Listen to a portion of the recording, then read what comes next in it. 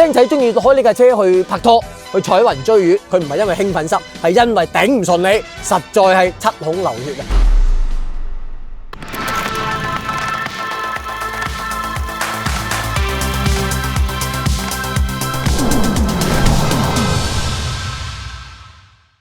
我同大眾嘅故事，其實來自於我細細個嘅時候，我老豆嘅一句話。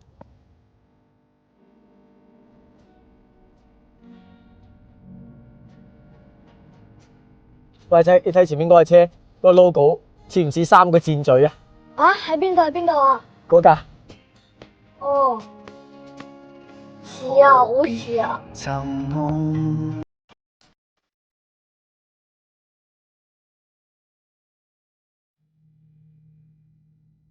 我唔知有幾多 friend 好似車主咁，喺僆仔嘅時候就聽過大眾曾經嘅一啲好輝煌嘅故事嚇。咁我相信正係呢啲咁嘅好嘅印象啦。呢啲車陪伴住佢嘅一個成長，朗朗上口啊！聽見好多人嘅故事，或者睇過我當年寫嘅嗰啲車書，對呢個牌子、對呢啲車型啊產生咗一啲感覺。現時買翻佢，成為自己後生嘅時候一種記憶板塊嘅一個填充，好美好嘅一件事情。其實對於大眾 Polo 都係一個英雄級咁樣嘅一個車型嚟嘅。高爾夫會係大眾賣得最多嘅一款車，佢喺全球方面咧，佢亦都係最暢銷嘅車型之一。佢係僅輸俾 Corolla 嘅啫，賣得相當之多。同高爾夫齊名嘅，我認為就係 Polo 噶啦。佢係大眾歷史上排第2嘅暢銷車型，都係非常之犀利啊！其實要講 Polo 嘅歷史咧，要去追溯到1974年嘅嗰時，呢個名都未有嘅。佢嘅前輩會係一個奧迪嚟㗎，犀利啦！大眾其實收購咗奧迪之後咧，會將好多奧迪嘅車型改頭換面，變成大眾品牌下邊嘅一個產品。Polo 都係咁樣樣嘅喎。咁嗰時源於70年代嘅全球方面嘅能源危機啦，同埋經濟方面嘅大環境嘅情況，各大車廠都推出一啲慳油啲嘅車型，奧迪都係咁樣，所以咧佢係因應時勢誕生咗一部叫奧迪50嘅咁樣嘅車型。其實佢亦都係後邊嘅80啊、100嘅咁樣嘅前身。其實呢部奧迪50出到嚟之後咧，佢要同咩車去做競爭咧？咩菲亞特嘅127啊，係啦，同呢啲車咁樣去做一個競爭。咁但係你奧迪喎，豪華品牌喎，儘管你嗰時啱啱俾大眾收購，你嘅狀況未係最好，但係你都係一部浪得比較高嘅一個高級品牌啊！佢價錢唔可能賣得好低嘅，所以佢就出現咗咩情況呢？佢嘅賣嘅價錢同佢俾大家同級對手之間嘅嗰個檔次方面嘅差距，佢就拉得唔開。其實嗰部車佢個面臨嘅競爭壓力係比較大嘅。一直以嚟奧迪50賣咗咁耐，佢都係賣咗18萬架，真係唔多嘅。同呢啲喐啲幾百萬架真係差天共地嘅。所以喺佢做嘅第2年嘅時候，1974年奧迪50面世，1975年大眾就攞部奧迪做咗翻魔改。魔改嘅咩呢？就將4個奧迪嗰個4環數嗰個章就變成一個大眾嘅章，將發動機變成原先1.1嘅，我冇記錯，佢就變成一個0.9嘅咁樣嘅排量，將呢啲配置方面全面降低，就推出咗 Polo 嘅咁樣架車啦。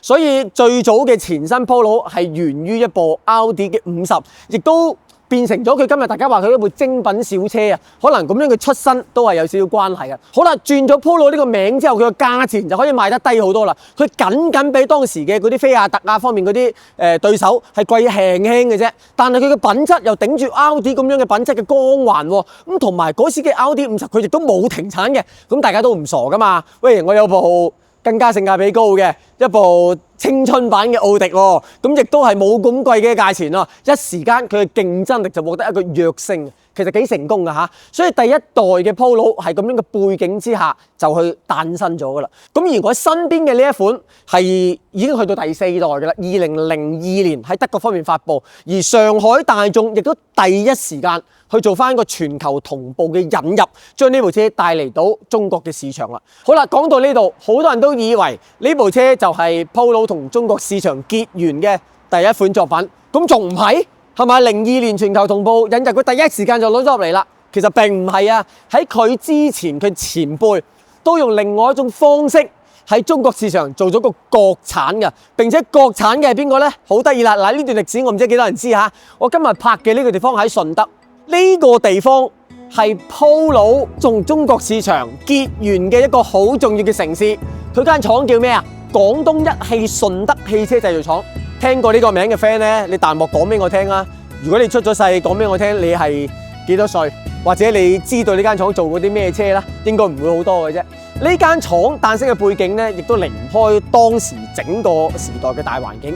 喺80、90年代嘅時代背景咧，好多車廠都係咁樣應運而生嘅，包括湛江係有啦，順德係有啦，佛山係有啦，好多地方都會做各式各樣嘅汽車製造廠。順德人士大家都會知道非常之勇敢，敢為天下先，有錢賺，係啦，咩都想試嘅。佢揾到一汽去做翻呢個車型嘅方面嘅合作，而一汽咧已經係先前註冊咗高爾夫呢個名㗎啦，所以呢個名就同順德嘅呢間車廠合資就成立咗一個 CKD 引入嘅，攞當時西亞特嘅一部車，其實嗰部車就係一部3廂高爾夫第3代高爾夫嘅一個咁樣嘅前身，換咗個章變成一個大眾，就喺呢度順德呢座城市做一個 CKD 方面嘅組裝生產，而呢部車咧主打就係為南方市場去生產去做呢個供應嘅，咁啊同當時嘅海南馬自達係有啲似，作為一個區域性方面嘅一個銷售。嗰部車其實我開過嘅。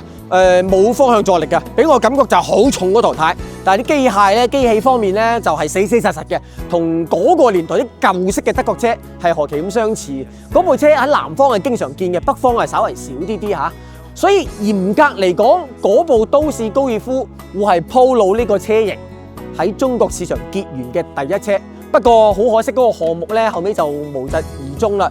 都係嗰句話啊，順德人揾食都係要睇時勢噶嘛。咁啊見到嗰時經濟環境又變得差啦，外邊嘅政策環境又出現變化啦。咁所以當時嘅順德政府方面咧就撤咗資，咁啊變成企業方面自己去承擔。但係做車喎唔係咁容易噶嘛，你大水喉撤咗，咁又點維繼落去咧？所以呢間車廠後尾就無疾而終啦。咁僅存嘅嗰啲都市高爾夫咧，而家喺閒魚方面咧，可能亦都變成千結果幾千蚊有一架噶啦。好啦，呢部都市高爾夫嘅一啲故事咧，其實儘管佢會係鋪路喺中國市場方面嘅一段歷史啊，但係嚴格嚟講都只係一段插曲，同跟住落嚟嘅無論係Polo好，無論大眾好，都冇乜拉更噶啦。咁啊，大家姑且當一個古仔咁樣去聽啦。一笑看風雲過。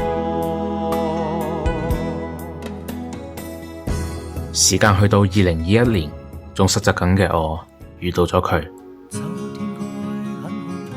當時部車蒙晒塵，翼子板仲有少少生鏽。係啊，你翻去執佢，溝死女啊！呢部車。咁你打算賣幾錢啊？求其啦，部車我唔開嘅，13,000蚊俾你啊。13,000蚊。13,000蚊。我當時實習工資好低，13,000蚊幾乎係我半年嘅工資。但係我望住佢死盞燈嘅嗰一瞬間，我好似仲睇到咗佢眼中會有嗰團火，佢好似話咁俾我知，佢唔想就係咁擺低喺度。我即刻決定碌卡。佢係我人生中嘅第一架車，亦係我人生中第一個最大膽嘅決定。我應承自己，應承佢，我一定會將佢翻身到最好。好啦，咁其實如果部維保得當嘅Polo，好似佢而家咁樣買咗呢架車，識得玩啦嘛，係咪先？長大咗啦嘛，咁啊跟住落嚟，你睇部車保養得幾好，啲狀態幾完美。因為呢個時候嘅Polo點解佢獲得咁多市場方面嘅一個認可，佢有咁好嘅市場口碑咧，就係同佢嘅品質係密不可分嘅。我哋而家成日講咩精品小車，精品小車，咩叫精品小車啊？唔係得個樣喎，要全方位嘅，包括技術層面啦，架車嘅工藝層面啦。製造水準層面啦，都要達到一個高嘅標準，呢啲先叫精品。而Polo莫講話當年，放到現時為止，佢嘅好多工藝水準，我認為都係頂呱呱嘅。第一個就係睇佢車身嘅一個工藝啦。大家話大眾啲車特別硬淨嘅，我唔知從幾時開始咧，大家都有一種營銷嘅套路啊。嗰個年代亦叫營銷嘅一個毒藥，就係開咗呢隻車門。一班 sales 着短裙、着高踭鞋，乜都好啊，喺度掛晒個車門，好似印度閱兵咁樣。我呢架車可以掛5個，嗰個可以掛10個，掛完之後仲可以開關車門，去顯示翻呢架車嘅車門方面嘅穩固嘅程度。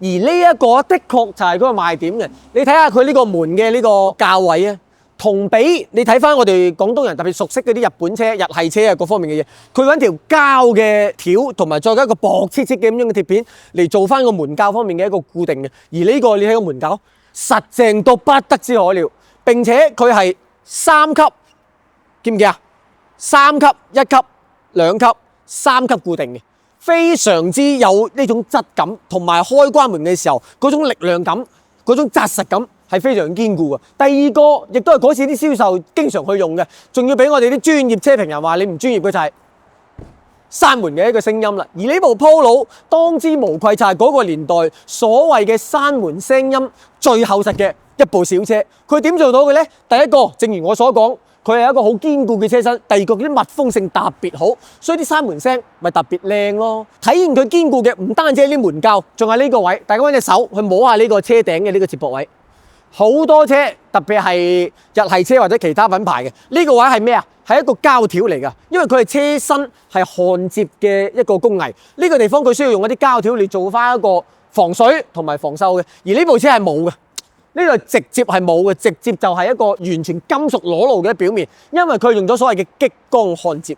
激光焊接喺嗰個年代，2002年喎，你要知道呢架車嚇，喺嗰個年代當然就係一個好高科技嘅一種焊接技術啦。哪怕放到今日啦，都唔係所有車去用到咁激光焊接嘅，而呢一部係絕無僅有嘅。嗰個年代用激光焊接做嘅 A0 級嘅車仔，你係佢駕唔駕駛夠唔夠時啊？佢就可以做到咁樣嘅一啲完全係對手根本就諗唔到嘅一啲咁嘅科技，呢個就俾車主帶嚟一個驕傲啊！唔單止係咁樣啊，佢仲有咩啊？空腔蛀立啊！講所有嘅嗰個年代嘅大眾車，一定係離唔開呢個咩叫空腔蛀立？就係呢啲門嘅呢啲金屬，主要係呢個車身嘅呢啲位啊，唔係門嗰度冇，就係車身嘅車架呢個位，呢啲鋼板焊埋之後，咪中間咪有佢啲空隙噶嘛？佢採用呢啲注一啲蠟或者膨脹一啲材料，等呢個空腔全部填充晒嘅。有咩好處？咪等呢度實實淨淨咯，敲落去啲聲都唔同嘅，並且令呢個車身嘅無論係主要係隔音程度，或者係令呢個車身嘅嗰種堅固程度都得到一個加強。所以朗朗上口嘅咩空腔蛀立、激光焊接，仲有咩 Combus 嘅一個總線，呢個係咩啊？成車佢係用一個行車電腦將所有嘅 sensor，包括咩輪速傳感器啊、剎車片傳感器啊、氧傳感器啊，所有嘅一切傳感器啊，佢從一個電腦去通報嘅控制嘅。而當其時嘅日本車唔係喎，當其時日本車係壞邊度算邊度喎，佢係單獨嘅一個跟咗冇嗰個控制模塊嘅。而當時嘅大眾已經用個控制模塊方面去顯示嘅，所以咧你睇 Polo 或者係嗰個同其時嘅寶來都好啦，一開門佢寫左前門打開，一開呢度右後門打開，雨刮水請添加，佢用中文方面喺呢個儀表盤方面去做一個顯示，相當之高級，嗰種嘅震撼程度不亞於而家我哋用啲咩825芯片ADS 啊乜係不亞於咁樣嘅一個震撼嘅一個程度。所以咧大眾喺呢部 Polo 上面擺嘅咁多呢啲所謂嘅科技。咁嘅車身嘅製造嘅技術，會令到呢一架車嘅含金量，令佢喺呢個產品嘅美譽度方面咧，就係一個好堅實嘅，都唔係吹水嘅，係實打實嘅一個咁樣嘅實力啊！再睇呢個樣，呢個樣嘅時候，2022年大眾將呢架車去引入中國市場，呢個4眼嘅一個造型咧，相當之驚豔嘅。其實嗰個年代有人話咩咧？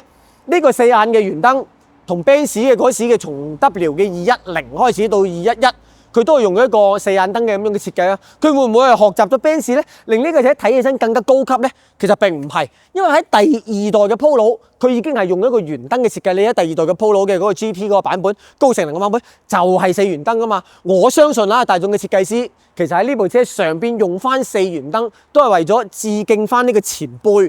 咁樣一個咁樣嘅考慮，因為第二代嘅 Polo 咧就係衍生咗一個高性能一個版本，佢獲得咗包括機械增壓㗎。嗰時嗰部車咧，我0到100加速係8秒就可以完成嘅，極速差唔多200公里，一部咩車仔喎，200公里極速我得了嘅。所以佢喺咩耐力賽啊，咩各方面嘅一啲場地方面嘅賽事咧，嗰部車都斬獲咗好多成績嘅。咁我相信設計師亦都係想喺呢一部車上邊揾翻前輩嘅一啲威水嘅嘢，令佢喺技術方面全部拉滿，裝配工藝方面全部拉滿，喺形象方面都俾大家一種美好嘅一個印象。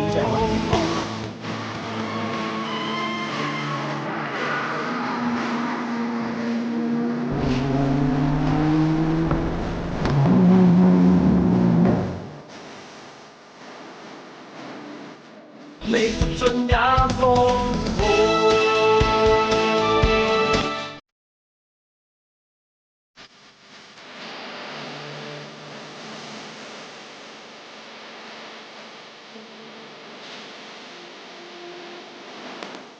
你睇下呢個龍啊，而家睇當然係平平無奇啦，但係喺嗰個年代，2002嘅年代啊，呢個內飾就係一種絕殺般嘅一個存在。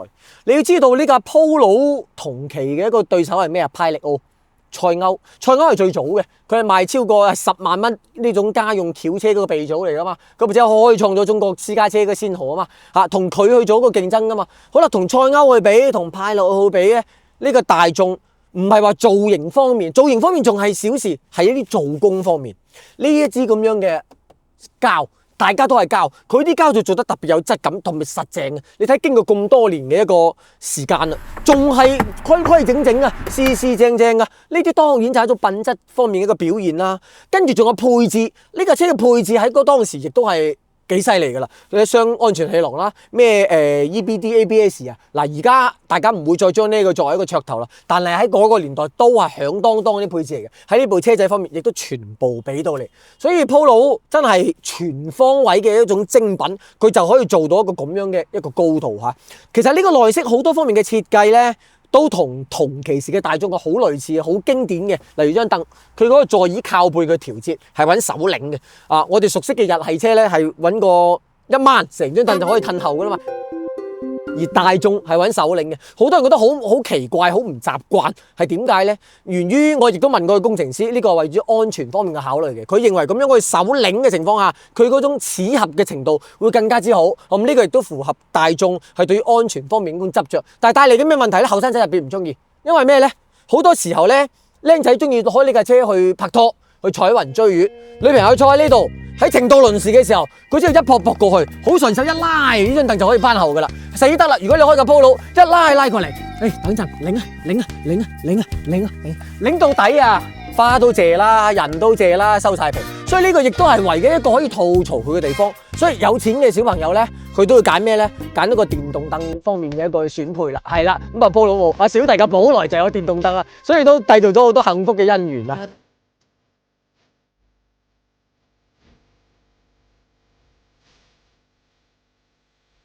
所以大眾喺配置方面咧，從來都唔會孤寒嘅。儘管啱先我講嗰啲咩自動凳啊、幾凳啊，喺小弟嘅寶來嘅級別先有可以享受，但喺 Polo 方面咧，其實佢都可以俾到呢個級別，我認為係天花板方面嘅配置啦。特別係去到後期嗰個勁情勁取啊，起嘅一個新名，其實就個小改款嘅版本，佢就冇咗四元燈，佢就變成一個一體式嘅比較時髦啲咁樣嘅車燈啊，嗰個改款嘅版本，佢喺配置方面進一步加碼。佢波箱呢個係4前速嘅，嗰個變成 Tiptronic 6速波箱，犀利啊！6速波箱咩概念啊？嗰個時候就係呢個噶啦，係咪先？菲亞特佢係開創咗呢種小車嘅 CVT 嘅當時一個先河嘅派力奧，咁都叫威嘅啦。但係其實嗰時我哋年少唔知，CVT 其實就慳錢方面嘅一種妥協之作嚟咯。點同6AT 比咧？而大眾嗰時係配咗6AT 嘅波箱喺個 Polo 上邊啊，相當之架勢嘅。咁由冷氣方面，佢亦都配咗個半自動嘅空調，咁呢個亦都會係比較高嘅一個配置。仲有佢嘅呢個咁樣嘅方向盤。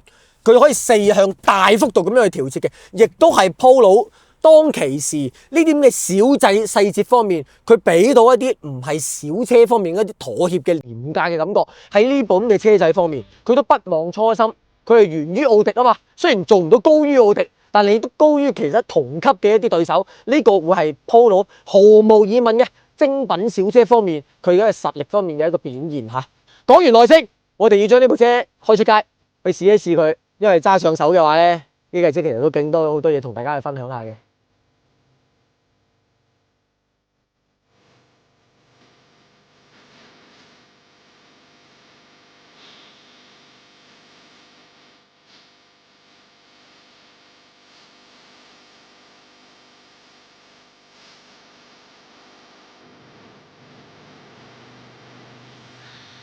配置方面，我仲想講多兩句。呢架車真係傲視齊嘅。你睇下佢嘅 CD 機啊，係6碟 CD， 係多碟碟盒嚟。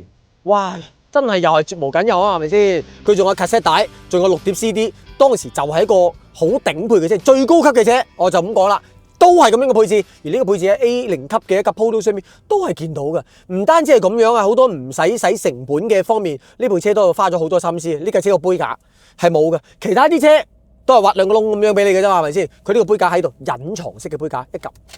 咁樣打開嚟，並且佢嘅角度仲係可以調嘅，可以因應你唔同嘅一個裝嘢嘅一個需求，去調呢個杯架嘅一個fit 嘅一個角度。呢啲咁嘅心思啊，呢啲咁樣嘅設計啊，喺呢部車上面全部都可以睇到嘅。除咗啱先我講嘅呢啲顯而易見嘅你睇到嘅嘢，仲有好多深埋喺呢部車入邊嘅一啲嘢，例如呢架車佢有呢個電子助力轉向，亦都係嗰個年代一個比較高嘅一個科技嚟。嗱，比佢遲一年面世嘅呢個港本飛度，佢都係有電子助力轉向嘅，但係第一代嘅本田嘅助力轉向同呢架嘅助力轉向，我認為就係天地之別。本田嗰個做呢，可能佢冇乜經驗啦，嗰啲手感啊死死實實夾住噶嘛，同埋喺快速你領樽嘅時候、繞裝嘅時候呢，你發現佢功率唔夠，一時重一時輕嘅，佢有咁樣嘅情況嘅。但係 Polo 呢啲情況全部都冇，手感乾淨純正，輕輕鬆鬆，非常之符合大家揸呢架車嗰種美好嘅呢啲感覺嘅。咁除咗喺動力方面呢，如果你自動波呢個四前速嘅一個版本，你會覺得佢前段啊啲力水嚟得冇咁輕快。同佢當時啲威姿去相比啊，的確係冇咁輕快嘅。但係行起身底盤嗰啲紮實嘅感覺，傳上嚟嗰啲靜音嘅感覺，開起身嗰種淡定嘅感覺，操控嘅嗰種高級嘅質感，一時無兩。呢部車就係喺嗰個年代頂呱呱咁樣傳。唔好講嗰個年代啊，哪怕嚟到今日喺現時嘅最新款嘅車仔表身，一架保養得當嘅02款嘅 Polo，佢喺操控方面、喺駕駛方面、喺底盤質感方面都輸唔到。呢個我想就係 Polo 點解嗰個年代得到咗咁多車主嘅一個青睞，所有嘅體驗、所有嘅配置全部都俾足你。咁呢個亦都會係佢獲得好口碑，嚟到今日佢都仲可以食呢個品牌尾流嘅好重要嘅原因，都係多得呢啲車打落嘅基礎。其實我哋呢個車主喺買呢架車嘅時候都有少少插曲嘅，可能興奮得滯啊！哇，靚仔嘅時候就中意個女神，而家我終於靠我嘅實力可以擁有佢啦！買翻嚟第一日就搞到女神飆晒煙。提車當日，覺得自己係世界上最幸福嘅人。無論我點樣癲，佢都好似好有底氣咁陪住我一齊。睇住個轉速表不斷係咁上升，我覺得自己同周鳳宇咁，同部車人車人。但係由於我一直係咁試探佢嘅極限，最後水溫高，機艙飆起咗煙。估唔到第一次叫拖車就係我第一日提車嘅時候。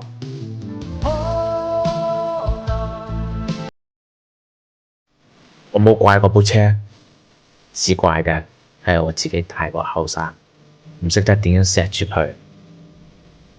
其實點解會出現呢啲情況呢？女神老咗啦，呢個當然啦，其實都同呢架車佢嘅一啲特性以及大家喺嗰個年代駕駛風格方面有少少唔匹配係有關係嘅。兩個機器嘅呢架車1.4同埋一個1.6兩個發動機，嚴格嚟講1.4呢個會更加先進少少嘅。而同期時嘅大眾機器多個特點就係一個比較高轉速嘅發動機。呢架車要踩到3000轉以後，佢會特別爽、特別精神，亦都係佢嘅一個好好嘅一個舒適區。而低過呢個轉速，慢慢喺市區壓佢，你好斯文嘅揸法，用日本車嘅揸法去揸佢咧，呢架車就極容易去積碳噶啦。而嗰個年代，大家揸車嘅習慣咧，都係會覺得架車係會俾人踩壞嘅，都係輕輕鬆鬆、好輕腳嘅，特別啲老人家就係咁樣噶啦。而我最記得係以前如果手波嘅年代啊。攞嚟炫耀嘅一個技能係咩啊？我都唔使30公里嘅時速，我就可以入晒5個波啦。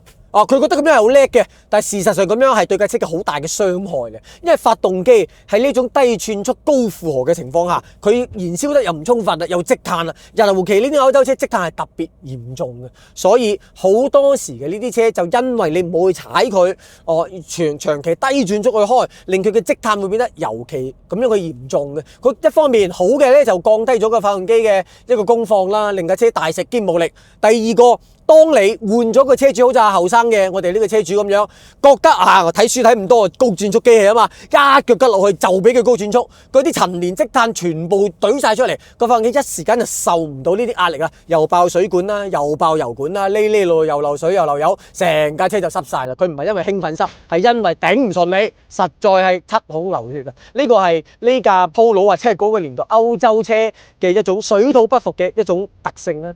不過如果你係識得去保養嘅話呢，你定期用一種健康嘅揸法，多啲上高速，按佢嘅要求定期換合適黏度嘅機油，係嘛？咁你見到嗰啲橡膠件該老化嘅，其實毫不猶豫全部同佢換晒佢。呢啲車非常之襟用嘅，嗰啲底嗰啲沙板非常之好，嗰啲好難生鏽㗎。大眾嗰時講話呢啲車咩20年、30年唔會鏽穿窿㗎嘛，呢個亦都係俾大家嘅一個保障。而嗰個年代做呢啲車嗰啲新鋼板啊，或者係嗰啲製造嘅工藝咧，的確又俾到呢啲咁樣嘅保障大家嘅。所以而家我哋會見到馬路上嘅好多呢啲 Polo 都依然都仲健在嘅，都同佢落足料係好有關係嘅。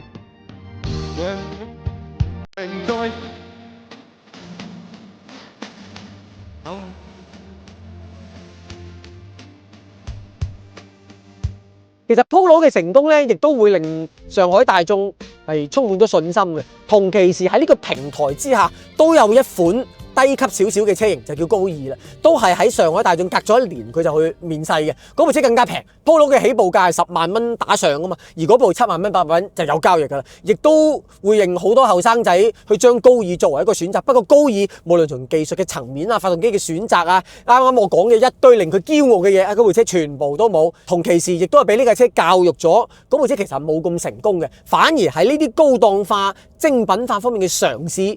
Polo 係令到上海大眾係充滿咗信心，所以喺佢嘅小改款車型，佢個勁情勁取，除咗個樣唔同之外，佢都引入咗更加多嘅衍生車型，例如有個3廂嘅一個版本，其實嗰個版本佢技術水準都係 PQ24，呢個最先進嘅一個大眾嘅平台當其時啊，咁同埋佢亦都會符合翻我哋大家嘅一個用車嘅習慣，同埋中國市場對呢種3廂車型嘅特別偏好，佢出咗個咁樣嘅版本，我就覺得唔好睇嘅啫，但係嗰部車都賣到唔少嘅。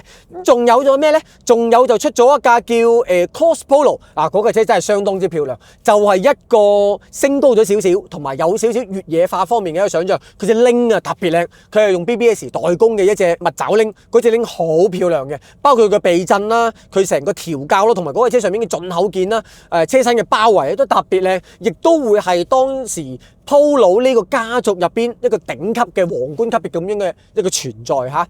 咁講到呢度，上海大眾 Polo， 我認為佢嘅輝煌呢，就係呢個第4代嘅咁樣嘅款型，去到第5代，佢亦都係同期時再引入噶啦。不過我哋大家手頭上已經有錢咗噶啦嘛 ，Polo 嘅呢班用戶其實大家嘅一個選擇買車嘅需求，佢亦都進一步去做一個升級，而更加多嘅一啲選手去落場去佈局呢個 A0級嘅市場，佢亦都失去咗當時一枝獨秀咁樣嘅一個市場嘅一個地位啦。唔單止係咁樣，同埋佢嘅相對比人哋貴嘅一個價錢，佢令到佢嘅性價比啊，亦都冇當年咁突出啦，令到 Polo 喺中國市場佢嘅表現，佢嘅巔峰源於第4代，亦都止步於第4代。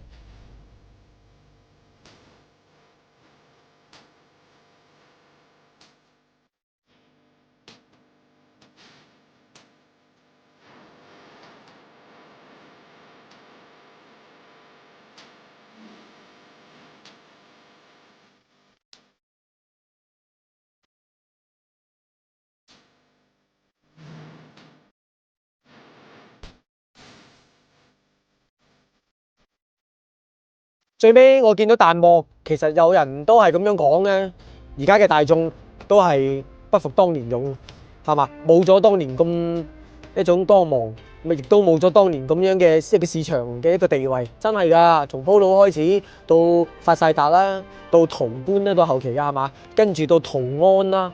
包括引入一個平台方面，佢呢個 PQ24，跟住到 PQ35啊，好有名嘅呢啲平台。跟住個波箱係啦，我忘記咗講波箱啊！呢架車嘅首波版本嗰個 MQ200嘅嗰個波箱，嗰種手感啊，都係一代嘅一個神話。每一個喺呢架車上面出現嘅嘢，同現時去比，唔單止係營銷嘅噱頭，營銷嘅噱頭大家都識得講，出到上天都好。但係呢部車佢雖然有營銷方面嘅噱頭，但係佢係實打實方面嘅領先喎。激光焊接，你話佢營銷上看頭係嘛？咁但係你有冇先？我就問你啦，佢係咪實打實嘅一個技術先？呢啲技術係咪實打實咁為車主帶嚟一個福利先？所以呢種好嘅營銷噱頭，同一個真正領先嘅一個技術要相結合，呢樣嘢先可以獲得市場嘅尊重嘅。而嗰個年代嘅大眾，亦都係真正做到咗呢一點嘅一個結合，唔係話吹到天花龍鳳，實質上就係一個老鼠拉龜，咁樣係唔可以獲得持久嘅一個成功嘅。其實大眾喺中國市場嘅呢啲優秀車型嘅成功，伴隨住亦都係喺全球方面大眾呢個品牌嘅一個巔峰嘅時期。嚟到今日啦，我哋已經好耐都冇見到大眾或者我哋成日講嗰啲傳統汽車品牌，再喺汽車工業嘅呢個領域去做出一啲引領翻呢個行業發展嘅一啲先進嘅技術，或者係革新咗呢個年代嘅一啲科技，反而呢個話語權好多時會俾一啲優秀嘅中國車企去獲得咗。我認為呢個當然就係時代嘅變化，亦都係我哋嘅一個進步啦。所以你判斷一個車廠或者係判斷一個車型、一個品牌有冇生命力，係咪值得尊重嘅？我覺得就係睇呢幾樣嘢，睇佢營銷方面嘅一啲實力，係講嘅嘢係點樣？唔單止呢個，仲要睇佢講嘅嘢同佢實質上嘅本領係咪真正去達到咗個行業領先嘅地位？係咪真係對行業做到個大哥嘅榜樣嘅帶領嘅一個咁樣嘅位置？佢嘅技術係咪真係行業其他人都冇嘅？我第一個做，並且我呢個技術係啟發到同行，令到呢個成個行業可以一齊去成長嘅，呢個先叫大哥嘅擔當啊！嗰個年代嘅大眾係做到咁樣嘅榜樣嘅，嗰個年代嘅好多傳統車企亦都係做到呢啲咁嘅榜樣嘅，佢可以成為大家追捧嘅一個品牌，而佢做唔到啦今日，所以亦都同佢今時嘅市場口碑或者佢同現時嘅江湖。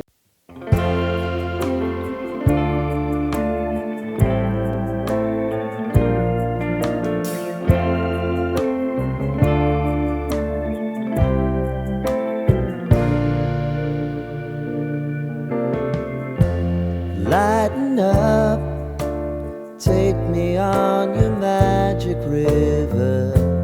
Tell me all your dreams align. Sign me up and tell me about the people that you know who are trying to feel alive.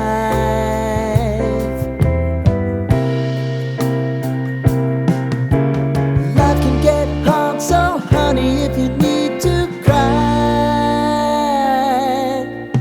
just come share my pillow and rain, rain, go away.